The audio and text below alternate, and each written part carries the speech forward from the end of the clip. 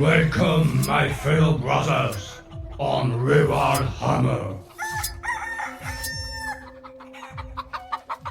Bonjour à tous, mes très chers petits bouseux et autres aficionados du wargame à l'ancienne. Vous êtes évidemment sur Rural Hammer et par cette journée ensoleillée, j'ai eu l'envie de ressortir un petit projet des placards. Un projet qui est dans mon esprit depuis bien longtemps, un projet qui va être tout simplement le projet le plus excitant à mener dans le cadre Space Marine.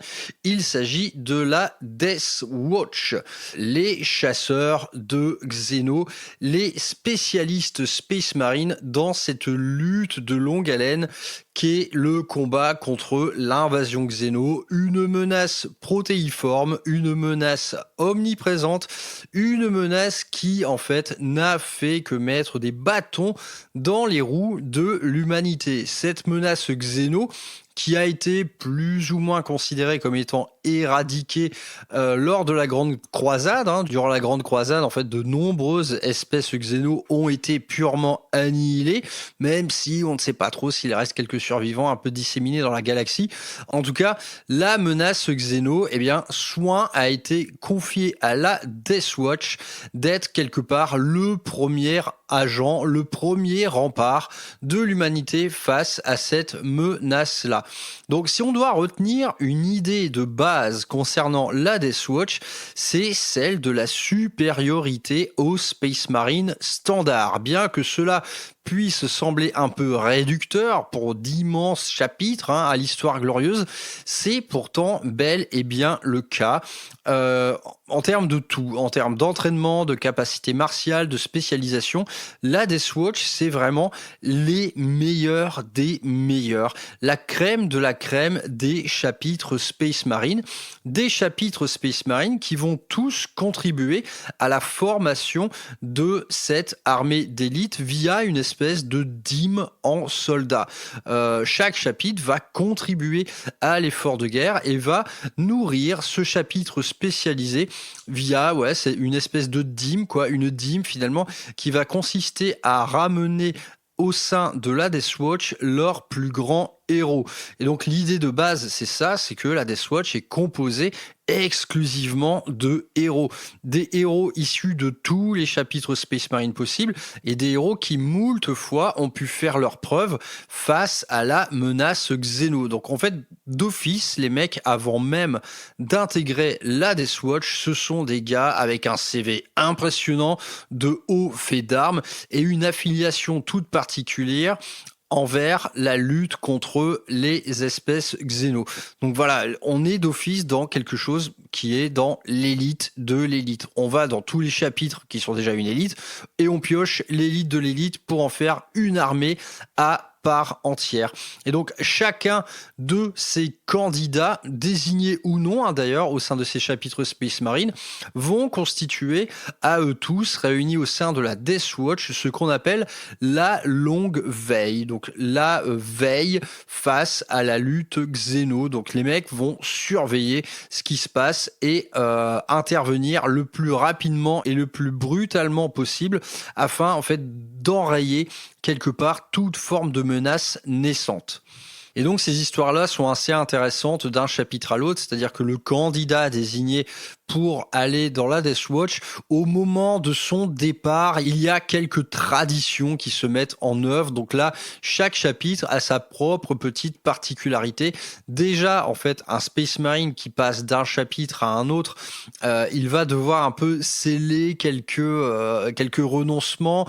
Et il va y avoir quelque part des accords de non-divulgation, je pense principalement aux Dark Angels, voilà, qui sont des secret bitches, ils entretiennent toutes sortes de secrets. Eh bien, le mec, il va devoir quand même signer un petit contrat lui demandant bon, t'es mignon, mais nos secrets, tu les divulgues pas au sein de la Death Watch. Voilà, fais pas le con. Donc, chaque chapitre a ses petites traditions là-dessus. Il y a même des cérémonies dédiées au départ d'un soldat dans les rangs de la Death Watch. Donc, on retrouve quelques petits éléments de fluff et de lore tout à fait sympas à ce sujet. En tout cas, une fois intégré au sein sein de la Death Watch, eh bien, il va signer d'autres contrats quelque part. Parce que ce qui va se passer dans la Death Watch ne peut pas quitter les rangs de la Death Watch. C'est-à-dire que le mec, admettons, je suis un Blood Angel, je pars dans les rangs de la Death Watch. Une fois sur place, il y aura idem en fait des accords de non-divulgation, parce que ces mecs, ils vont vraiment lutter quelque part dans une des parties les plus secrètes de l'Imperium, quoi. C'est vraiment enrayer les menaces Xénos. Ce sont des menaces qui parfois on doit complètement dissimuler leur existence aux populations pour pas créer de mouvements de panique, etc. Et les mecs vont être envoyés tout simplement sur des terrains d'opération les plus secrets possibles. La Death Watch, plus que n'importe quel autre chapitre, a vocation de mener une guerre de l'ombre, une guerre qui, en fait, d'une simple escarmouche peut découler de graves conséquences. Donc là, on va retrouver dans l'ADN de la Death Watch un déploiement uniquement composé de petites équipes, donc ces fameuses kill teams, hein, le nom du jeu vient de là d'ailleurs. Donc on appelle ça des petites équipes d'extermination qui vont œuvrer en fait le plus possible loin de la bataille rangée. C'est-à-dire que les mecs vont mener vraiment des opérations secrètes de sabotage en petit effectif à l'ombre de tous, et les opérations menées vont chacune avoir un but très précis. Donc on retrouve dans les théâtres d'opération de la Death Watch pas mal de surveillance, de sabotage, d'assassinat quelque part, pour enrayer parfois une WAG, par exemple. Le mieux à faire, c'est de lui couper la tête à cette WAG naissante, tout simplement de trancher la tête du boss de guerre qui est parvenu à rameuter autour de lui autant d'orques. Une fois le chef tué, généralement les orques, ils se dispersent, manque de discipline chez ces petits peaux vertes.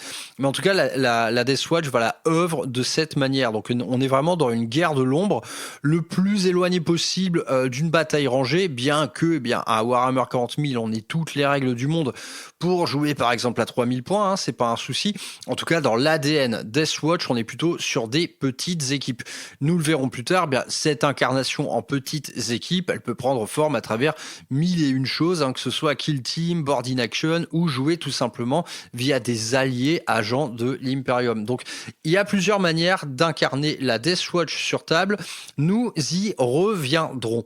Ce qui peut également caractériser le mieux la Death Watch, c'est l'entraînement de fous furieux auquel ses membres vont être soumis lors de l'intégration au sein de leur rang. On parle d'entraînements qui peuvent aller jusqu'au duel via une espèce xéno supérieure, un duel où le Space Marine va tout simplement être dans le plus simple appareil, sans armure, sans arme à feu, juste à poil avec un couteau de combat. Et donc, à ce titre, la Death Watch dispose de l'entraînement le plus extrême au sein de tous les chapitres Space Marine. Ils vont être soumis à une batterie de tests, les gars. C'est absolument faramineux. Ils ont déjà, en fait, l'équipement nécessaire pour ça. À savoir que la Death Watch, quelque part, ils sont un peu pétés de thunes parce qu'ils vont avoir accès au meilleur équipement possible et aux infrastructures également les plus technologiques. À ce titre, en fait, l'Adeptus Mechanicus contribue fortement à cet état de fait. La Death Watch, quelque part, ça va être un peu le laboratoire de l'Adeptus Mechanicus où ils vont tester plein de nouvelles armes, de nouveaux équipements, de nouveaux accessoires.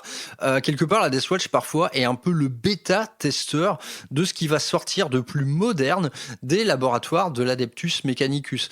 Et quand je parle de ces entraînements, par exemple, la Death Watch dispose carrément d'espèces de dômes gigantesques, des dômes, en fait, dont la technologie va être capable de recréer tout type d'environnement et tout type d'adversaire. Donc on est dans de la simulation, mais en tout cas une simulation qui a des vraies répercussions physiques sur le soldat qui s'entraîne. C'est-à-dire que autant la chaleur que le froid, le gaz toxique, etc. Ces dômes, à quelque part, qui utilisent des nanotechnologies, vont être capables de recréer n'importe quel théâtre d'opération. Et donc, en fait, parfois, on va carrément y greffer des organismes vivants et il n'est pas rare de voir une équipe équipe d'extermination de la Death Watch s'entraîner avec de véritables xénos qui vont être carrément mis dans ce dôme. Donc voilà, on est vraiment sur le jeu de guerre, sur l'entraînement extrême, hein, c'est-à-dire que durant l'entraînement, on peut y laisser sa vie. Et bon, on a lu pas mal d'histoires à ce sujet, hein, comme voilà un Death Watch à poil qui va être mis face à 2 destroyers Scorpec. Bon, c'est un peu chaud, mais les mecs sont tellement rigoureux dans leur entraînement, tellement entraînés, mais c'est chaque jour, hein, chaque jour est un entraînement pour eux. Au bout du compte, un membre de la Death Watch, il devient une véritable machine de guerre à lui tout seul. Donc on est vraiment, comme je le disais, dans l'élite de l'élite. Et à ce titre, eh bien, l'arsenal de zinzin auquel ils ont accès ne fait qu'enfoncer le clou. Donc dans cet arsenal, en fait, l'idée générale, ça va être que c'est l'équipement Space Marine, mais en mieux. Un équipement, eh bien, qui va être largement enrichi par des systèmes de visée, par des types de munitions différentes, hein, qui vont former un élément clé du gameplay Death Watch. On a quelques exemples iconiques d'armement comme le Bolter Artifex par exemple. C'est un bolter qui en fait d'un simple petit mouvement va pouvoir passer d'un type de munition à l'autre. Quelque part dans la Death Watch, la polyvalence va faire un peu office de religion, c'est-à-dire que les mecs, ils vont être formés quelque part à connaître toutes les espèces xéno par cœur, et à chaque espèce et à chaque taille en fait d'individus auxquels ils seront confrontés, il y aura forcément un type de munition qui sera dédié. Et hop, un petit clic, hein, sur le bouton et on passe d'un type de munition à l'autre. Donc la polyvalence, c'est là aussi un élément clé du gameplay Death Watch sur table. Nous y reviendrons également. Parlons un peu maintenant. Donc la Death Watch n'a pas de monde chapitral, hein, vu qu'elle recrute dans tous les chapitres Space Marine. Donc elle n'a pas de monde chapitral. Elle va par contre disposer de ce qu'on appelle les forteresses du guet. Donc la forteresse du guet, donc ça va être leur bastion. Ça peut prendre plusieurs formes. Ça peut être tout simplement d'immenses stations spatiales ou des abbayes monastères, voire carrément des mondes entiers. Donc je pense à Thalassar Prime, qui a été une planète donnée à la Death Watch par les Ultramarines par exemple. Et donc ces forteresses du guet, donc elles vont regrouper énormément de laboratoires d'armement, de ces espèces de dômes dédiés à l'entraînement dont j'ai parlé, mais également on va y retrouver des cryptes qui vont être richissimes en termes de secrets, d'artefacts divers et d'armes xéno. Donc on est toujours dans ce délire de l'hyper-technologie, et cette hyper-technologie, donc même déjà avec l'armement de base d'élite fourni par l'Adeptus Mechanicus, la Death Watch va avoir également pour particularité de quelque part rejoindre la doctrine de l'Ordo Xeno. Donc dans l'Ordo Xeno, il n'est pas rare de trouver par exemple des inquisiteurs qui estiment que l'usage de la technologie Xeno peut aider à les contrecarrer. Donc ça, c'est quelque chose qu'on retrouvait dans le livre de base d'Inquisitor, c'est-à-dire que au sein de l'Ordo Xeno, il y a des puritains, il y a des comment on dit putain, je me rappelle plus. En gros, les renégats, voilà, ceux qui voulaient utiliser de la technologie Xeno pour agir à leur propre fin, se confronter aux inquisiteurs les plus conservateurs qui voulaient ne surtout pas chatouiller toute autre forme de technologie que celle de l'Imperium. Au sein de la Death Watch, les Space Marines vont nourrir leurs armes parfois de technologie xéno. Donc il n'est pas rare, par exemple, de retrouver un Space Marine maniant carrément des lames Necron ou disposant d'un bolter lourd qui s'équipe de systèmes de visée empruntés à la technologie tôt. Donc il y a cette idée-là également dans la Death Watch, c'est qu'ils vont faire usage en fait de technologies xéno pour quelque part mieux agir en face de cet ennemi.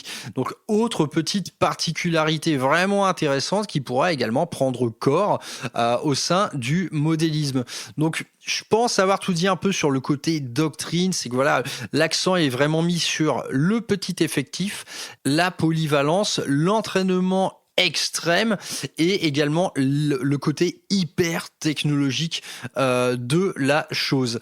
Que dire de plus sur la Deathwatch? On va y retrouver également quelques petites particularités. Donc je ne l'ai pas dit, mais en tout cas tous les Space Marines intégrant les rangs de la Deathwatch vont repeindre leur armure en noir. Bon, ce n'est pas la compagnie de la mort, là on reste dans quelque chose de moins foufou, mais en tout cas voilà, on va perdre les couleurs de son chapitre d'origine pour emprunter une livrée noire sur lesquelles en fait on va sigler les épaulières du petit I de l'Inquisition, hein, de l'Ordo Xeno, et on va juste garder en fait une simple épaulière qui sera garante quelque part visuellement de l'appartenance à tel ou tel chapitre d'origine. Donc on va le voir plus tard, mais en fait côté modélisme, c'est là que la Deathwatch va être très sympa. C'est qu'au sein de la même escouade, vous pouvez avoir très bien 10 chapitres d'origine différents, donc qui se manifestent uniquement par une couleur sur une des épaulières. On va trouver également au sein de la Deathwatch ce qu'on va appeler les Black Shields, donc les boucliers noirs qui, eux, n'auront tout simplement aucune forme d'héraldique. Alors ces Space Marines, honnêtement, il n'y a que les hauts placés au sein du chapitre, donc les maîtres du guet, qui sont les équivalents un peu des capitaines. Il y a quasiment uniquement eux et l'Ordo Xeno qui vont vraiment savoir d'où viennent ces mecs-là, ces Black Shields sans héraldique. Alors ces Black Shields, eh bien, ce sont tout simplement parfois des déchus, des gars qui se sont échappés par exemple d'un chapitre renégat, des mecs qui ont refusé de suivre la voie des dieux sombres. Il va avoir quelque part parfois l'équivalent d'exilés, de prisonniers qui vont essayer de se racheter, qui vont essayer de se réhabiliter au sein des rangs de la Deathwatch. Donc voilà, il y a une petite caste d'individus extrêmement secrets également au sein de la Deathwatch. Ça peut être également une autre piste pour votre petit lore ou pour votre modélisme. Quelques SM, voilà, sans la moindre héraldique, absolument tout noir. Et au sein de ces forteresses du guet, il y a une petite particularité sympa également, c'est que chaque frère de bataille va avoir droit à son petit sanctuaire où il va pouvoir en fait se rappeler à son ancienne iconographie, ses anciennes traditions, ses prières. Voilà, en gros, on va pouvoir se faire une petite chapelle dédiée à Sanguinus au sein d'une forteresse du guet. Donc il y a quand même voilà ce côté un peu multiculturel qui est représenté au sein des bâtiments de la Deathwatch. Donc pour le reste, la Deathwatch va entretenir naturellement des rapports étroits avec l'Inquisition. À vrai dire, la Deathwatch ne dispose pas de maître de chapitre. En lieu et place d'un maître de chapitre, ça va tout simplement être l'Ordo Xeno qui va être aux commandes. Donc ça peut vouloir dire que tout simplement votre grand boss c'est un inquisiteur. On va pouvoir adjoindre par exemple à notre Deathwatch des alliés, des agents de l'Imperium, histoire un peu d'illustrer le fait que ces mecs en fait n'ont qu'un seul chef, ce sera l'Ordo Xeno. Donc c'est l'Ordo Xeno qui va vraiment, donc qui est en charge de la surveillance de toute forme d'activité Xeno. C'est à 90% elle qui va être en charge du recrutement de la Deathwatch et de son déploiement sur tel ou tel théâtre d'opération. Et ce rapport en fait très étroit entre l'Ordo Xeno et la Deathwatch, il date en fait de sa création, de la création de la Deathwatch, qui a été décidée lors du segment narratif de l'ère de la Bête. Assez peu de temps après en fait la fin de l'hérésie d'Horus est survenue une menace tout aussi grande en fait que l'armada du chaos de l'époque. Ça a été une gigantesque WAG, a priori en fait la première véritable gigantesque WAG. Pour en avoir une de cet ordre, il faudra attendre la première guerre d'Armageddon, enfin plutôt la deuxième en vérité. Mais en tout cas, l'ère de la Bête, ça a été une WAG gigantesque qui s'est abattue sur le système Sol et ailleurs. Et au sein de ce conflit au long cours, donc l'ère de la Bête, fait, on a appelé ça l'ère de la bête tout simplement parce que le boss à la tête de cette WAG était une véritable bête, un orc en fait qui faisait quasiment la taille d'un titan. Vous imaginez le truc quoi, un orc voilà plus grand qu'un chevalier impérial. Ce chef de guerre, il a même été confronté à Vulcan et il lui a même foutu une grosse raclée. Enfin bref, on appelait ça l'ère de la bête parce que à sa tête il y avait des orques mais d'une taille absolument jamais vue, et ce qui avait permis à cette WAG en fait de devenir quelque chose de immensément menaçant pour l'humanité. Alors voilà, encore une fois, on parle d'un conflit avec des dizaines de milliards de morts, hein, excusez du peu, mais ce qui avait permis à cette WAG de se détacher finalement du tout venant, parce que voilà, hein, l'humanité avait moult fois affronté les orques par le passé, on se souvient du triomphe d'Ulianor par exemple, eh bien avant les WAG, c'était quelque chose, voilà, c'était juste une énorme marée de boys qui te fonçaient dans la gueule. Là, en fait, durant l'ère de la bête, il est intervenu quelque chose que l'on n'avait jamais vu. C'était l'usage de la technologie par les orques. Les orques se sont mis à manipuler les courants psychiques, à œuvrer, en fait, conjointement avec le warp. Et on a vu les premiers psychers orques qui étaient capables, en fait, de sauter dans le warp avec des planètes qu'ils avaient eux-mêmes assemblées. Donc, on parlait des mini-lunes. C'était des espèces de lunes de combat, hein, des mini-planètes orques qui étaient, en fait, des machines de guerre. Et bah, pouf, on voyait ce genre de mécanisme infernal popper, dans l'atmosphère d'une planète du système solaire. On s'est dit waouh putain, en gros comment ils ont fait ça quoi.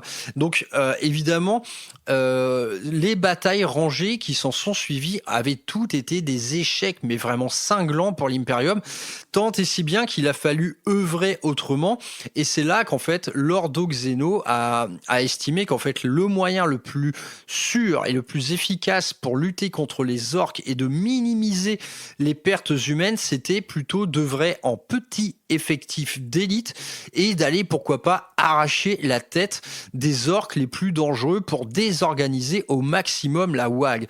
Donc à l'époque on essayait de s'en prendre naturellement aux Psyker orques, hein, qui était complètement dans une technologie qu'on n'avait jamais vue jusqu'alors, et c'est là qu'a été mis en place la Death Watch. On s'est mis à recruter des Space Marines spécialistes, à les former face à tel ou tel type de menace. Donc là en l'occurrence par exemple les Bizarre Boys, hein, et tout ce qui touchait à la technologie orque un peu occulte, et on s'est mis à les réunir et à les faire intervenir avec le maximum de précision pour en fait aller faucher des têtes et désorganiser au maximum l'effectif absolument gigantesque que représentait cette WAG à l'époque.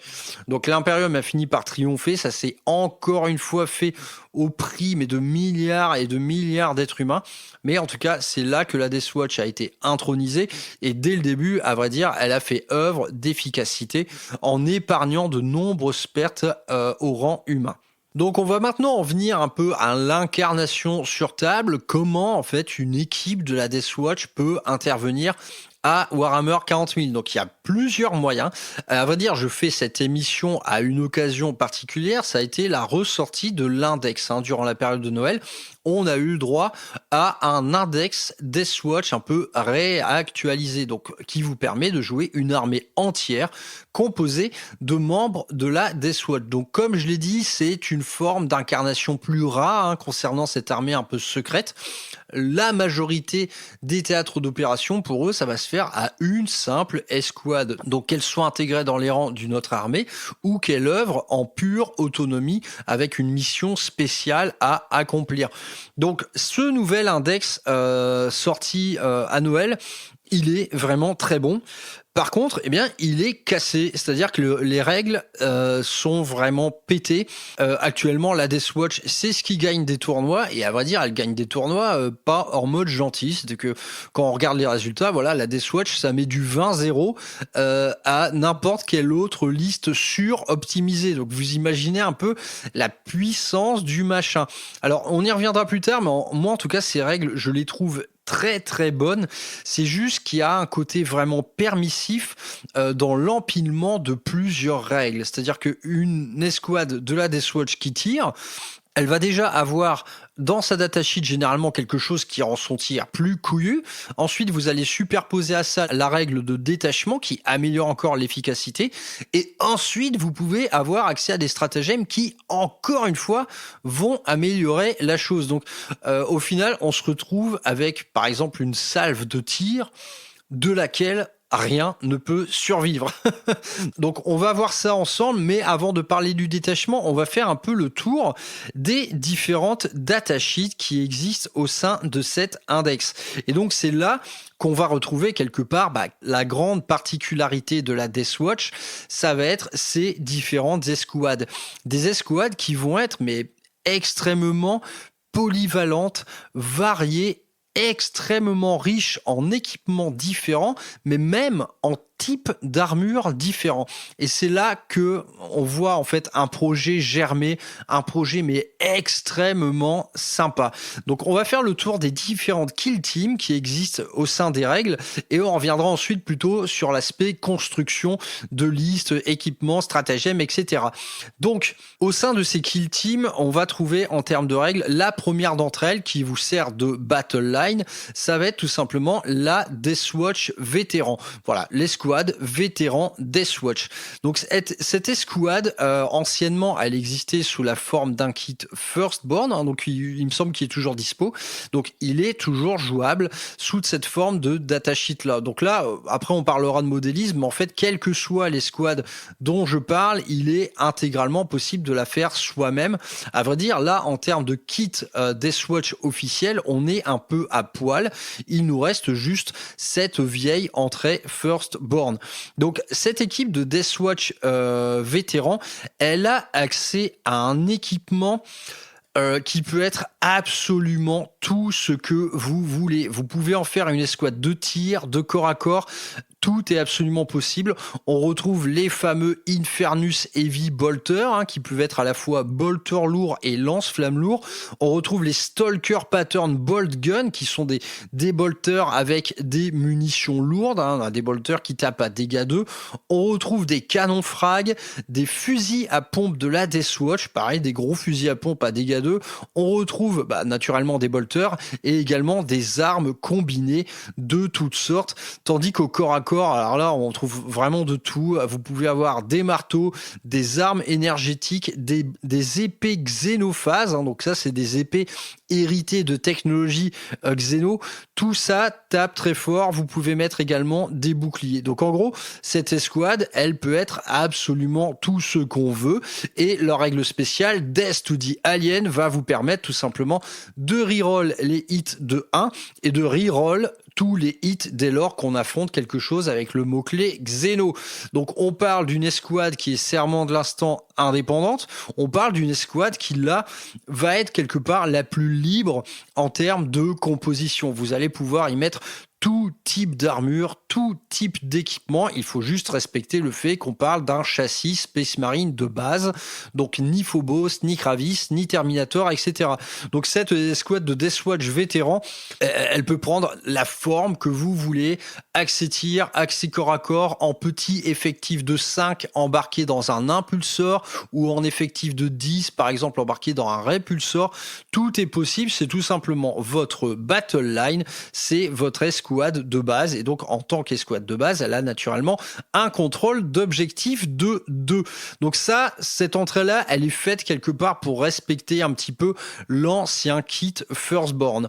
On va parler maintenant du côté primaris de la force, donc ça a été la nouveauté du dernier index. Enfin, ça existait déjà un peu, mais là, disons qu'ils ont pas mal réinventé la chose. On va parler de la Fortis Kill Team.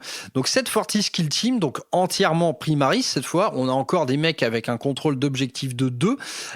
Ici, tout va être, à partir de maintenant, en fait, chaque kill team, on va vous obliger à la jouer par escouade de 10. Et donc, dans une escouade de 10, dans cette escouade Kill Team Fortis, on va retrouver des intercessors, on va retrouver des intercessors avec des plasmas, donc qui sont donc des Hellblaster, des intercessors avec Heavy Bolt Pistol, donc qui vont être des intercessors d'assaut, des intercessors avec Pyre Blaster, c'est-à-dire des Infernus, et des intercessors avec Super Frag Rocket Launcher. Donc là, on parle des Desolators. En bref, cette escouade Fortis, elle va tout simplement regrouper tout ce qui constitue un châssis de base Primaris, et donc quel que soit son armement. Donc au sein de la même escouade, vous allez pouvoir avoir des Hellblasters accompagnés d'Infernus. Donc vous voyez, une escouade très polyvalente en termes de tir. Vous pouvez mettre jusqu'à 2 membres d'une escouade Desolators. Donc vous imaginez un peu l'arsenal auquel ces mecs ont accès. C'est tout simplement énorme, quoi. Et donc au sein de cet armement, c'est là qu'on va commencer à remarquer que l'armement Deathwatch, il est quand même d'un autre niveau. Si on parle pas tout simplement d'un fusil bolter standard, fusil bolter d'intercesseur, il va être ici remplacé par ce qu'on appelle un Deathwatch Bolt Rifle. Alors c'est un bolter, sauf qu'il gagne 1 en force, il passe à force 5, il passe de PA-1 à PA-2, et en plus il a le Lethal Hits, et il garde tous les mots-clés, c'est-à-dire assaut et EV. Donc on parle quand même d'un bolter résolument couillu. Ça c'est vraiment pas rien, quoi. Du côté en fait des plasmas, des lance-flammes et des lance-roquettes, là rien ne change, tout simplement ces armes sont déjà bien assez balèzes.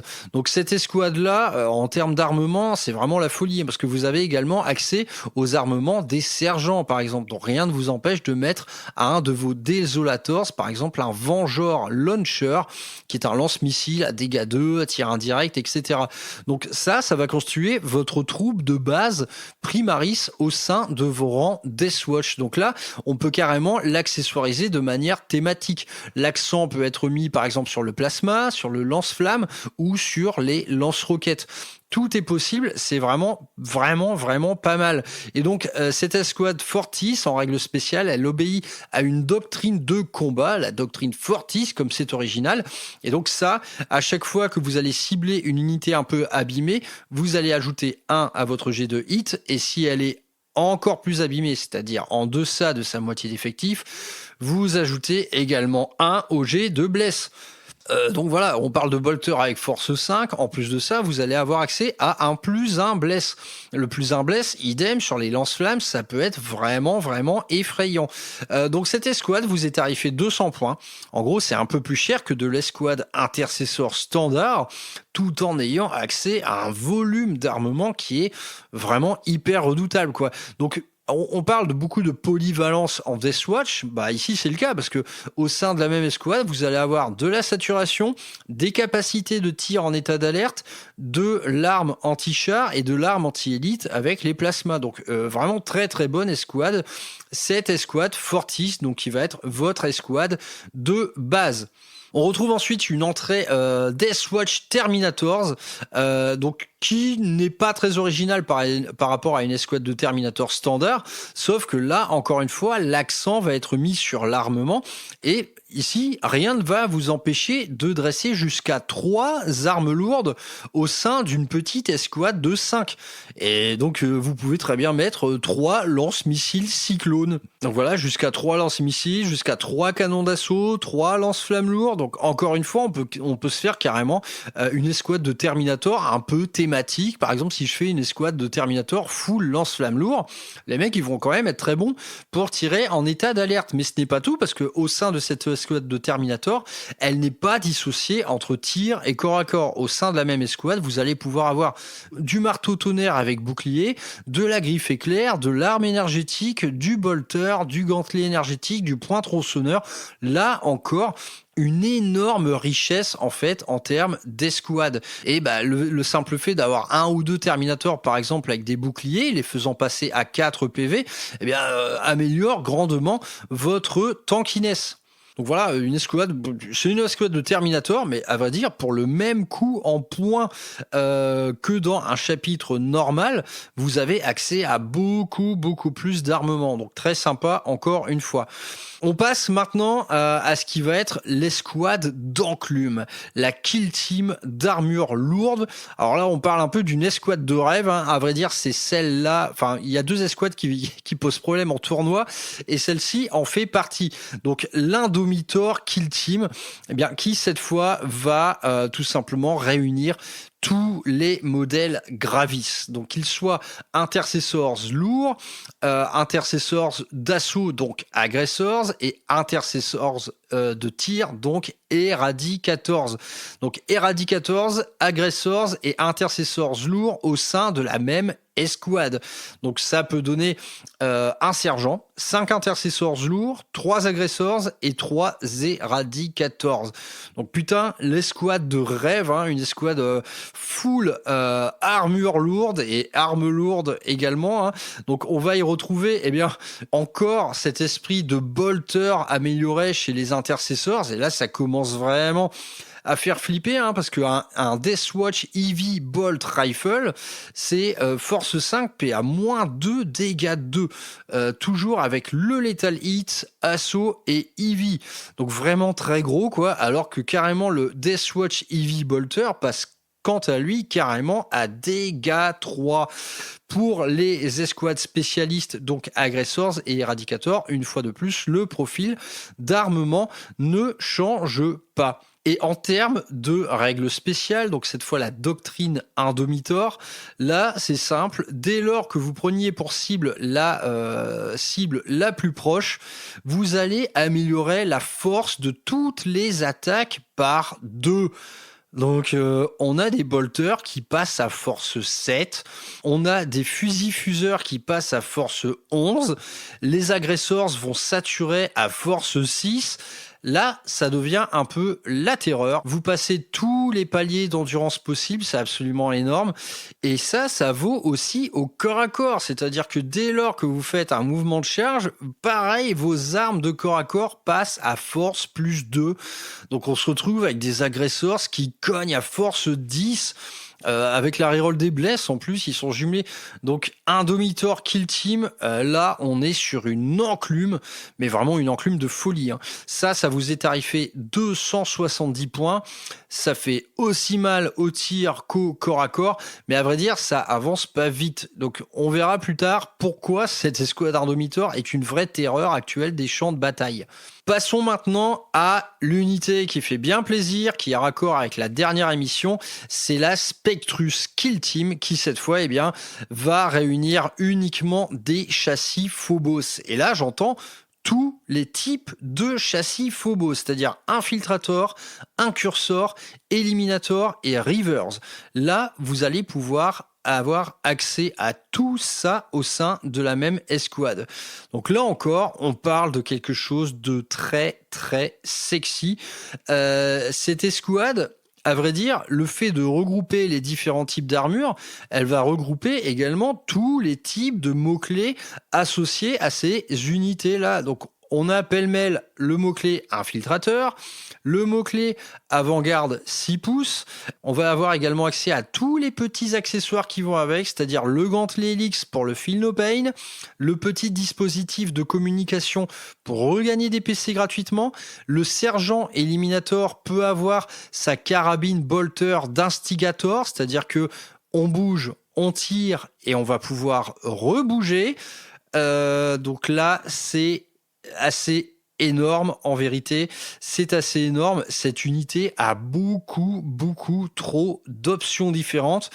On a dans son sein des snipers, on a des reavers qui rigolent pas au corps à corps, on a des incursors, donc tout ça, encore une fois, ça va profiter de capacités d'armement bien supérieures. Et par exemple, une Deathwatch Bolt carabine, donc la carabine standard de l'armure Phobos, elle gagne précision, Lethal Hit, force 5, PA-1. Donc ça, c'est vraiment très gros. Et idem, la carabine des incursors va être encore elle-même améliorée avec Ignore Cover, Lethal Hit, force 5, PA-1. Donc encore une unité qui fait très mal et qui dispose d'un panel d'équipements absolument prodigieux. Donc vraiment très balèze. En tout cas, cette unité Phobos, j'ai envie de dire, en tant que joueur Ravengard, il y a vraiment de quoi la jalouser. Hein. C'est assez terrible. Et comme si ça ne suffisait pas, on retrouve encore une fois en règle spéciale la doctrine Spectrus, cette fois. À la fin du tour de votre adversaire, S'il y a personne à 6 pouces de vous, bam, vous retournez en réserve. C'est-à-dire qu'on leur donne la même règle que les scouts. Donc, infiltrateur, mouvement d'avant-garde, on bouge, on tire, on rebouge avec la carabine instigator et en plus de ça, on se barre en réserve dès lors qu'on ait anéanti notre cible environnante. Mais putain, il y a toutes les règles du monde dans cette escouade Spectrus, qui est tout simplement la meilleure escouade à thématique Phobos qui ait jamais existé. Donc là, je suis très jaloux. Et pour finir ce petit bal de l'escouade, on va retrouver cette fois l'escouade volante, donc la Talon Strike Kill Team, qui là en fait est un peu plus original. C'est que au sein de cette même escouade, cette fois on mixe les armures. On va y retrouver en fait des intercessors à jump pack, donc les intercessors d'assaut à jump pack, alliés avec des inceptors. Donc on peut mettre cette fois en bolter ou en plasma. Donc escouade assez particulière. Là, elle se paye au prix fort, c'est quand même 290 points. Mais en tout cas, vous réunissez 5 Inceptors et 5 intercessors d'assaut à jump pack qui, eux, vont un peu mordre au corps à corps avec des épées tronçonneuses. Et quelque part, eh bien, les Inceptors, eux, voilà, quelque part, ils ont avec eux 5 Marines qui va leur servir de point de vie tampon, tout simplement pour absorber un maximum de dégâts. Donc assez méchant tout ça. Là encore, le profil d'armement cette fois n'est pas amélioré parce qu'on parle d'escouade spécialiste. Et en termes de doctrine de combat, cette fois c'est la doctrine Talon Strike. Eh bien, ça veut dire qu'à chaque fois que vous déployez cette unité sur le champ de bataille, donc typiquement en débarquant de frappe en profondeur, eh bien, vous améliorez l'APA de 1.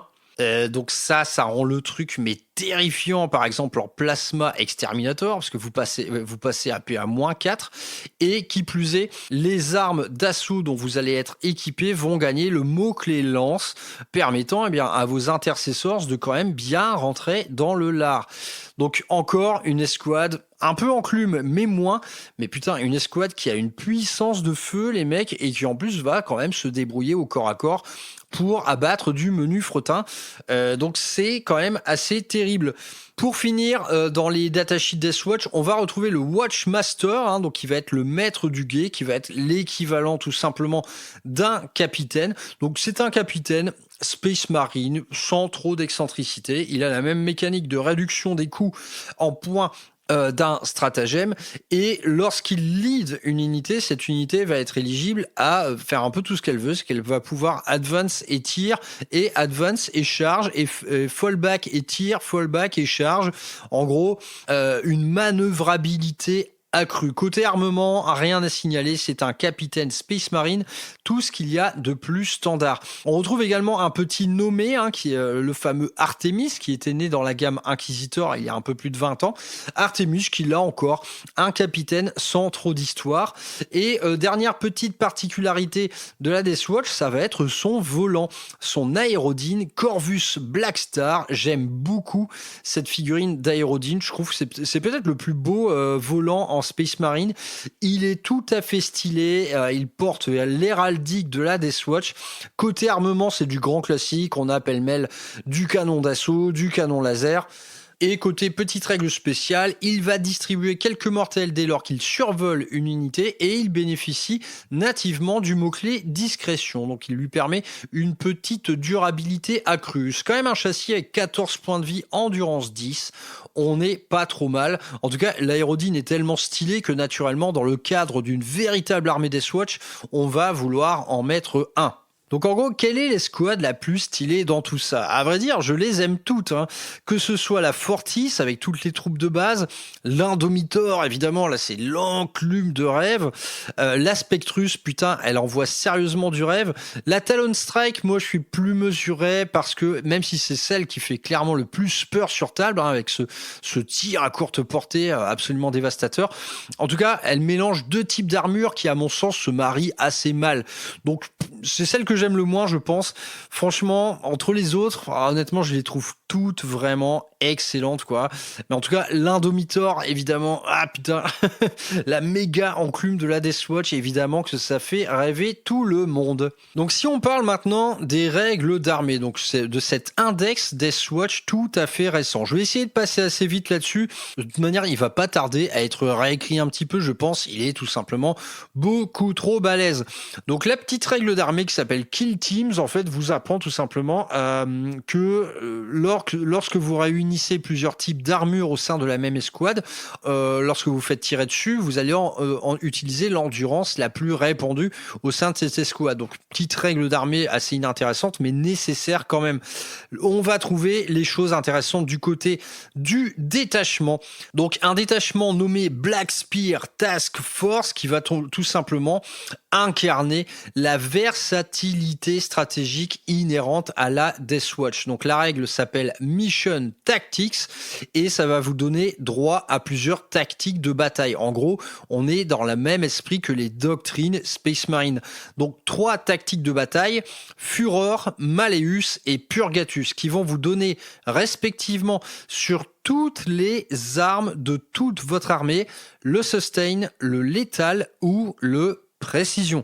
Vous imaginez, c'est-à-dire durant une phase entière, votre armée intégrale peut cibler les personnages. Ça, c'est potentiellement énorme. Pour le reste, létal ou sustain, on sait à quel point c'est fort. Donc, ils se sont pas foulés pour en fait l'écriture de cette règle, mais néanmoins, elle incarne quand même parfaitement ce que doit être la Deathwatch, à mon sens. Du côté des améliorations, on trouve des trucs mais archi pétés. On trouve un truc qui va pouvoir buffer un personnage dès lors qu'il abatte un ennemi. Dès lors que votre personnage abat une figurine à la fin de sa phase de combat, eh bien, il va être complètement buffé jusqu'à recevoir plus 2 en force, en dégâts et en PA. Donc le mec peut frapper comme un Primarque s'il se nourrit d'assez de cibles. On retrouve ensuite des artefacts très sympas. Donc là, on parle vraiment de ce que j'évoquais tout à l'heure, vraiment des trucs expérimentaux qui sortent des laboratoires du Mechanicus. Donc par exemple, il y a une relique qui va être une espèce d'ospex malveillant que vous allez pouvoir mettre sur un tech marine et vous allez faire subir un test de commandement à un véhicule qui vous sera visible. En cas d'échec, ce véhicule, eh bien, il ne pourra pas tirer. Vous allez pouvoir interdire à un tank adverse de tirer. Vous imaginez ça, quoi, en face de vous, il y a un truc horrible, genre un Land Raider du chaos. Bah, tu vois, avec mon artefact technologique, là, tes canons laser, eh bien, ils ne marchent plus. On trouve ensuite un des trucs qui rend l'armée absolument broken, c'est une relique c'est une espèce de téléportarium portatif qui va pouvoir donner le deep strike à n'importe quelle unité. Bah, typiquement, vous avez un capitaine en armure gravis, vous le faites mener une escouade d'Indomitor, et bien voilà, vous vous retrouvez avec l'enclume Deathwatch dévastatrice qui va se retrouver à faire des frappes en profondeur et peut bénéficier d'un rapid ingress pour 0 PC. Donc là, c'est le plus gros problème, je pense, du détachement.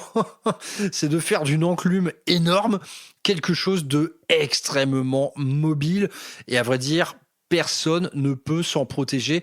Ensuite, vous êtes à courte portée, vous rajoutez plus 2 en force à toute votre arme et c'est la fin pour l'adversaire. Franchement, il peut rien faire face à ça. Et on finit avec un petit grimoire que vous allez pouvoir donner à un capitaine ou un maître du guet.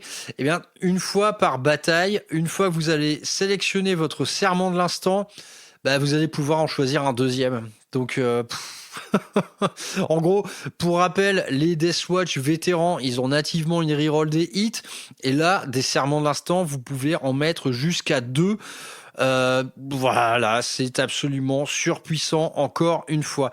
Du côté des stratagèmes, on va retrouver principalement en fait l'usage des différents types de munitions.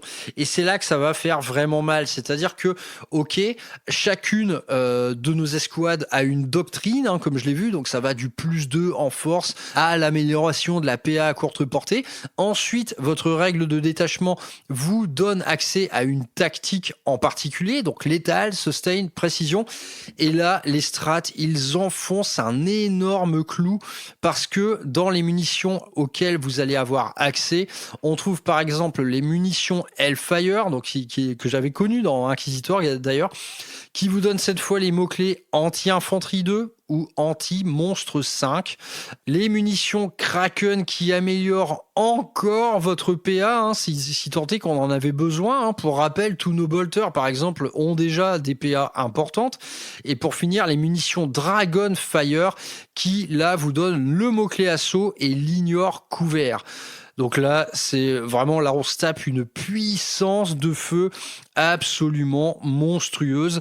Un autre stratagème va vous permettre d'avoir une tactique adaptative, c'est-à-dire que la tactique choisie qui sera active pour toute votre armée, vous allez pouvoir prendre une escouade et lui donner une autre tactique.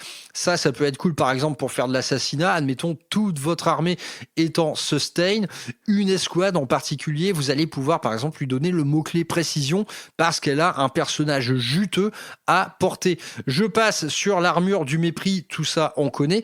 Et pour finir, c'est l'autre grand stratagème complètement pété de cette armée.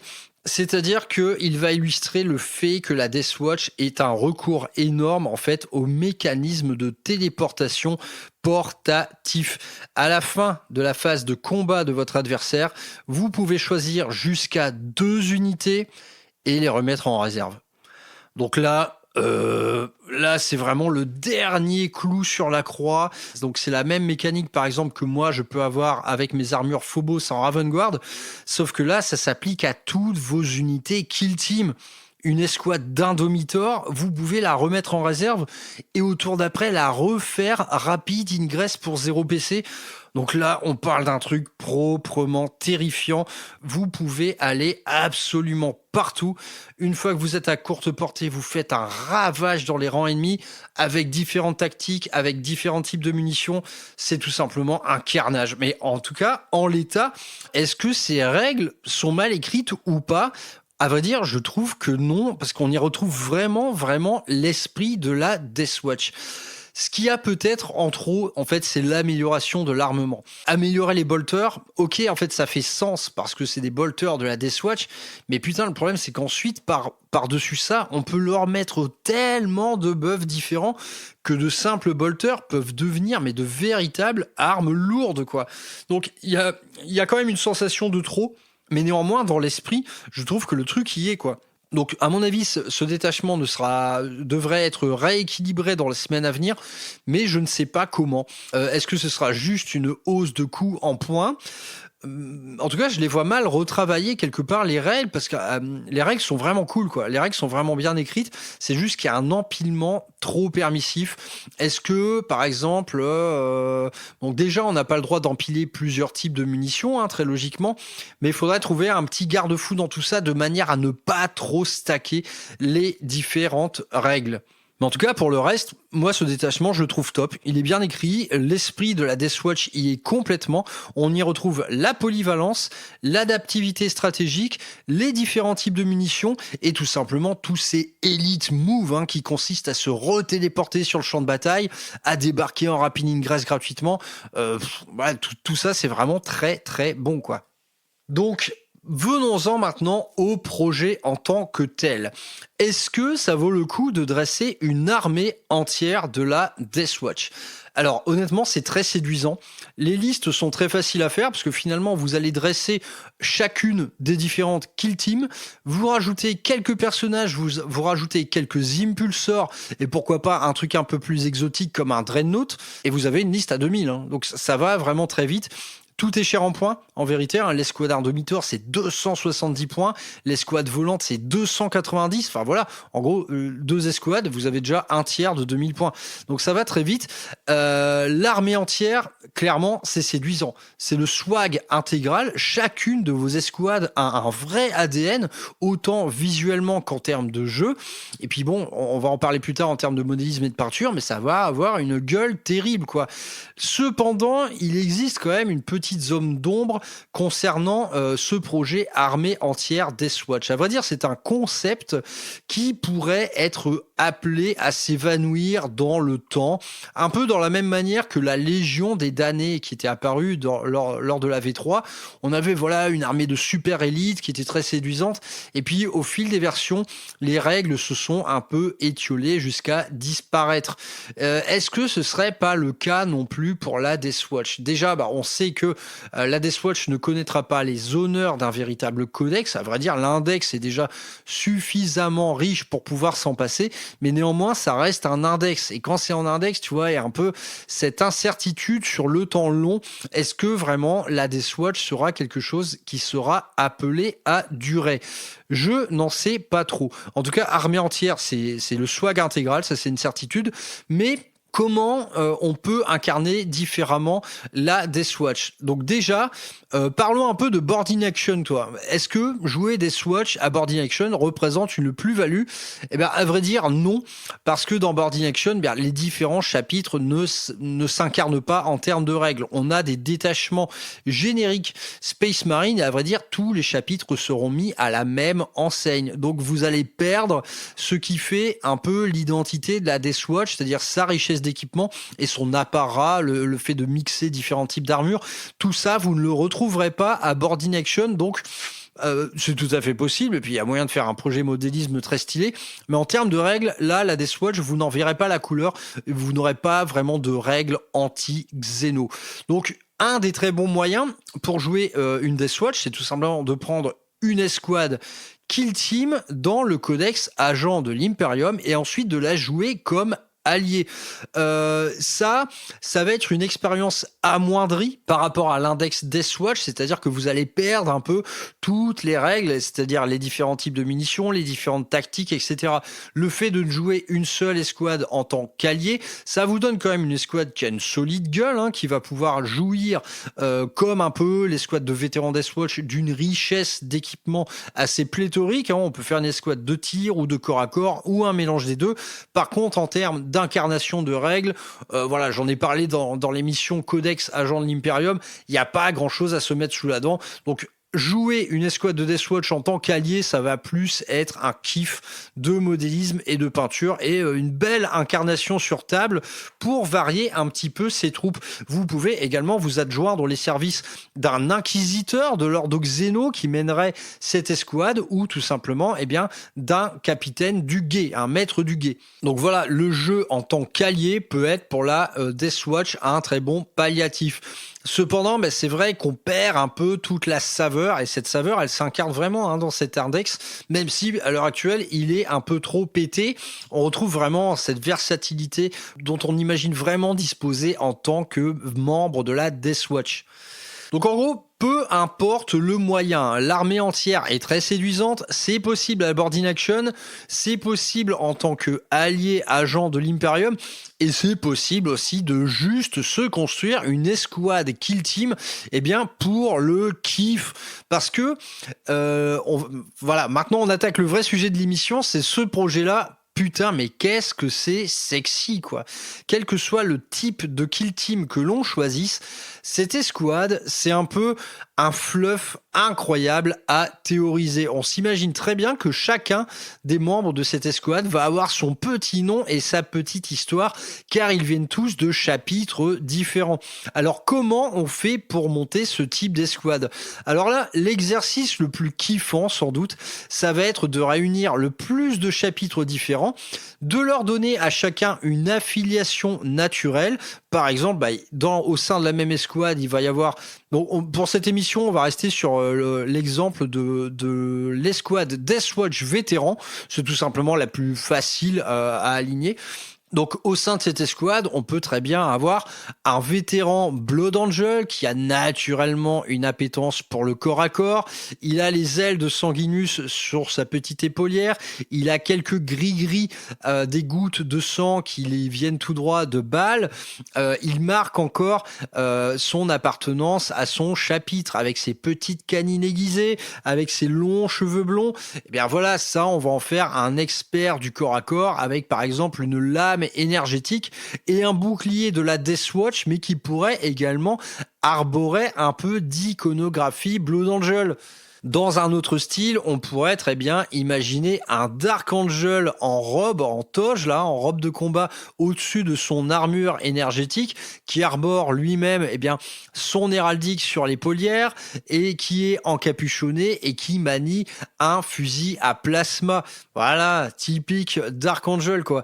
En gros, chacun de vos soldats va pouvoir avoir son propre ADN. Et donc là, on s'imagine, en jouant un peu le jeu de l'affiliation naturelle, on s'imagine plein de choses. Dans une escouade Spectrus, on voit bien de la Raven Guard là-dedans. Une escouade avec une thématique armure Phobos, ça va être très cool. Dans une escouade Indomitor, on imagine très bien du Salamanders avec de l'Imperial Fist. Ça peut être super aussi. Dans une escouade Fortis, à ceux avec des lance-roquettes, on peut très bien imaginer de l'Iron Hands qui arborerait quelques membres bioniques. En gros, vous voyez un peu la richesse du truc potentiel au sein d'une seule et même escouade. C'est tout simplement pléthorique, et là je ne fais qu'aborder que les chapitres de la première fondation. Si en plus on va du côté des chapitres successeurs, d'autres chapitres assez iconiques comme ceux s'étant illustrés dans la guerre de Badab par exemple, mais vous avez un enfer de possibilités vraiment terrible, et chacun aura sa petite affiliation naturelle qui passera au travers de son armement, de son appétence, que ce soit pour le tir, pour le corps à corps, pour l'infiltration, pour le meurtre. Tout est absolument possible, et à vrai dire, une escouade de 10 mecs, ça peut demander énormément de travail si on vous joue vraiment le jeu un peu du respect de l'iconographie du chapitre d'origine allié à l'iconographie de la Death Watch, tout en portant un équipement qui fasse sens par rapport à l'affiliation naturelle du chapitre d'origine. Bref, en fait, chacune des escouades d'une armée Death Watch, c'est un peu une aventure. C'est une aventure humaine, et c'est-à-dire que lorsque vous allez écrire le lore de cette armée, mais putain, c'est une page blanche, mais quelle plus belle page blanche que celle-ci, parce que chacun va avoir sa propre histoire, quoi. Donc jouer des Swatch, honnêtement, il y a ce kiff-là vraiment en plus. Déjà, d'un aspect visuel, c'est que naturellement, vous allez vous retrouver avec des armées très très riches visuellement, parce que chacun va ramener ses petits signes d'appartenance bien à lui. Il y aura pas mal de dorures, il y aura des épaulettes de toutes les couleurs un peu différentes, tout en gardant une ossature vraiment très noire, avec l'iconographie de la Death Watch en elle-même qui est très belle, ces espèces de pans d'armure forgés avec le I de l'Inquisition, marqué par le sceau de l'Ordo Xeno. Voilà, tout ça, en fait, c'est immensément séduisant. Et honnêtement, c'est un des exercices de modélisme, je pense, les plus rigolos qu'on puisse trouver dans le jeu. Parce que comment on va le faire, tout ça? Comment on monte ça sur place d'une manière très pratique? Le plus drôle à faire, ça va être de faire le tour de tous les petits copains et de toutes les petites associations que vous connaissez pour enrichir votre collection de bits.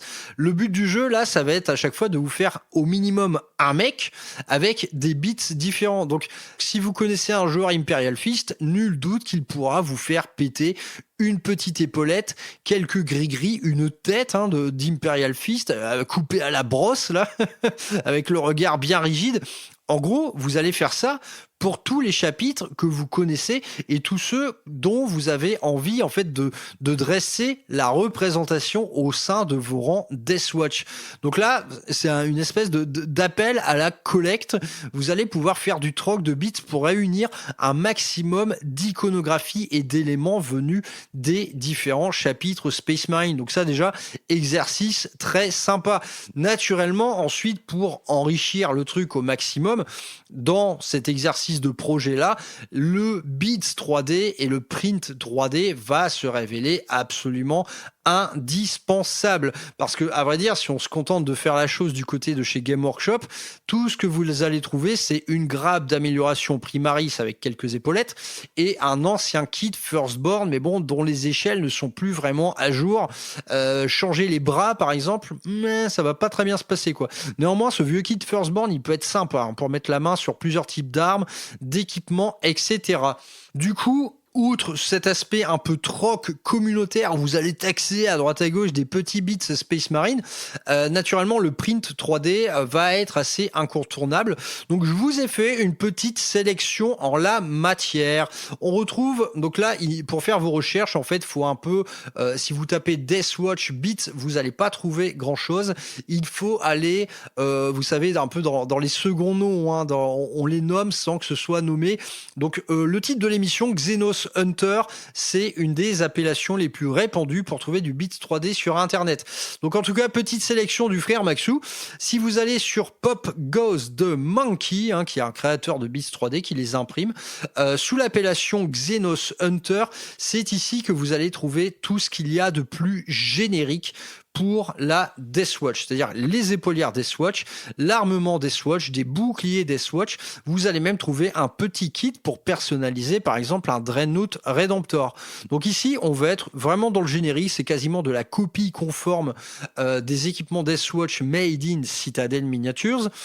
Donc rien de spécial à signaler, c'est juste que ces bits-là, eh bien, vous allez en avoir besoin, surtout si vous prenez ce projet en partant de zéro. Et là, en fait, tout dépendra du choix de la kill team que vous voulez dresser, parce que si vous prenez un agressor par-ci, un Hellblaster par-là, un Infernus par-là, etc., ben ouais, vous pouvez quand même vous construire une escouade spécialiste de la Deathwatch, quoi. Ça représente pas trop de problèmes. Donc faut voir, si vous êtes un joueur Space Marine, vous avez forcément des petits châssis d'intercesseurs, des bodies hein, que vous allez pouvoir accessoiriser comme vous voulez. En gros, le matériau de départ pour mener une escouade Deathwatch, il peut être libre, il peut être vraiment très varié, quoi. Idem en termes de body, on perd pas de vue que le body d'un Navy Intercessors, c'est le même que celui d'un Aggressors. Donc quelque part, juste en changeant les bras, le backpack, etc., ça peut faire la blague. Donc c'est pas vraiment compliqué de trouver du body Space Marine que vous allez pouvoir personnaliser et accessoiriser au maximum. Ensuite, autre dealer de bits 3D d'excellente facture, c'est quelqu'un dont je vous ai déjà parlé au sein de mes émissions. Il s'agit de Tiny Legends, donc un petit Ukrainien qui fait de l'excellent bits 3D. Il est très connu pour sa gamme Death Corp of Krieg pléthorique, mais à vrai dire, le mec a déjà œuvré et il a fait une gamme Deathwatch à part entière. Ici, l'accent va être mis sur, d'une part, les châssis Terminators. Donc là, vous allez pouvoir équiper vos Terminators avec des gros boucliers de la Deathwatch. Franchement, c'est de toute beauté. Les kits de conversion sont super. Vous pouvez leur mettre des marteaux siglés de l'ordre Xeno. Superbe kit Terminator. Et d'autre part, il a fait énormément d'équipements pour les armures Phobos. Donc là, cette fameuse escouade Spectrus. Alors là, l'escouade Phobos Deathwatch de Tiny Legion, putain qu'elle envoie du rêve. Et à vrai dire, ça vous permet également de faire quelque chose de très facile en termes de conversion.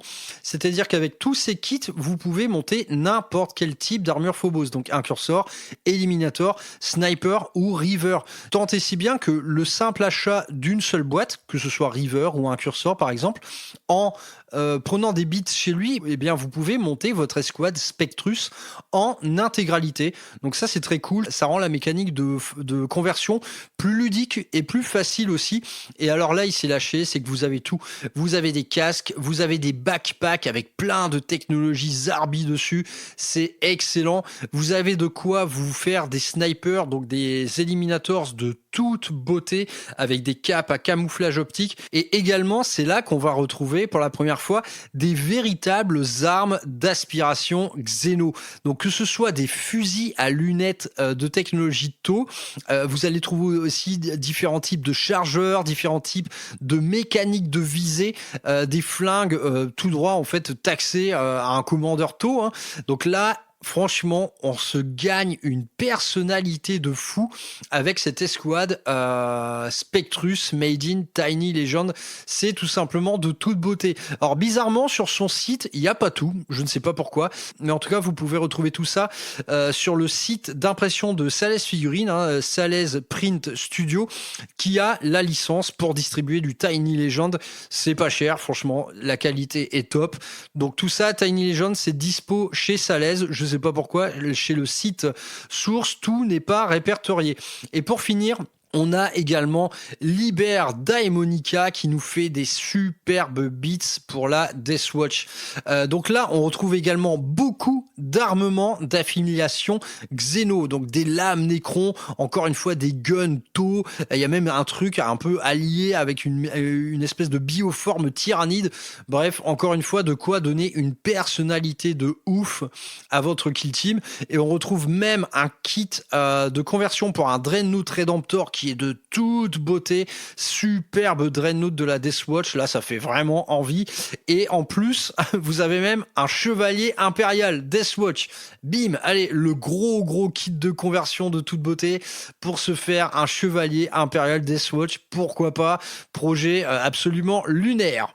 Donc tout ça mis bout à bout, hein, si on cumule la richesse des kits Game Workshop avec la richesse de l'offre en kit 3D, à vrai dire je n'en ai cité que 3, mais il y en a beaucoup, tout ça mis bout à bout, ça vous donne un projet modélisme, mais extrêmement cool, bourré de personnalité, où chaque intervenant va avoir sa petite histoire, sa petite affiliation naturelle en termes de doctrine, en termes d'armement, quelques éléments un peu plus exotiques comme de l'armement d'affiliation Xeno. Bref, tout ça, ça peut vraiment tuer. Hein. Donc moi, franchement, une de celles que je vois le mieux, clairement, c'est l'escouade Spectrus. Parce que d'office, l'armure Phobos va donner ce caractère, en fait, force spéciale, élite de l'élite, intervention à petit effectif, sabotage, assassinat. Quelque part, moi, c'est l'armure qui représente le mieux la Deathwatch. Et en plus, c'est l'excellente occasion de se servir des kits de chez Tiny Legend, là, qui me font tellement de l'œil depuis longtemps. Ça fait bien 3 ans que je les ai dans le viseur, ces trucs-là, ça m'énerve. Bref, la kill team Spectrus Phobos, franchement, elle est mortelle. Hein. En termes de modélisme, je pense que c'est la meilleure que l'on puisse faire. Mais d'autre part, elles sont toutes bien. Hein. L'escouade d'armure lourde.